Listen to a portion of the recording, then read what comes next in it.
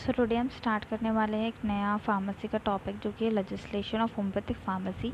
ये 10 मार्क्स का एक क्वेश्चन एग्ज़ाम में आता ही है और इसमें बेसिकली 4 एक्ट जो हैं वो कवर होते हैं। पहला होता है ड्रग एंड कॉस्मेटिक एक्ट, दूसरा है drug and magic remedies act, तीसरा है medicinal and toilet preparation act and fourth is the dangerous drug act.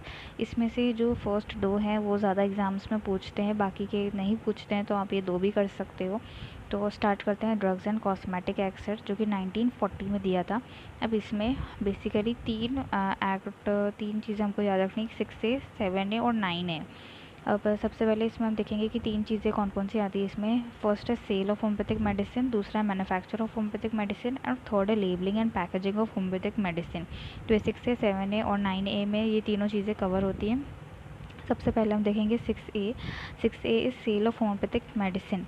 इसमें एक आपको ट्रिक बताती हूँ लर्न करने के लिए कि कैसे हम इसको लर्न कर सकते हैं। इसमें है 67A, फिर 67A से लेके 67E तक के है, फिर E के और 2 हैं और फिर 67H पे ये ख़त्म हो जाता है। तो हमको बस ये इतना ही याद रखना है। अगर इसके हम हेडिंग एग्ज़ाम में लिख देंगे, थोड़ा सा कॉन्टेंट बना के लिख देंगे, तो भी हमको मार्क्स मिल जाते हैं। तो स्टार्ट करते हैं 67A से। इसमें 3 चीज़ें आती है, अपॉइंटमेंट, एप्लीकेशन और डैमेज और लॉस हमको याद रखना है। अपॉइंटमेंट हमको देगा कौन? लाइसेंसिंग अथॉरिटी का कहाँ से मिलेगा? स्टेट गवर्नमेंट देती है। Then next 67C। इसमें हमको क्या देखने को मिलेगा? Forms of licence to sale drugs. अगर रिटेल में सेल करना है तो इसके लिए फॉर्म नंबर 20C फिल करना रहता है, और अगर होलसेल में करेंगे तो 20D। देन 67D में हमको देखने को मिलता है sale of homeopathic medicine at more than 1 place. तो हर अलग शॉप के लिए हमको सेपरेट लाइसेंस चाहिए रहेगा।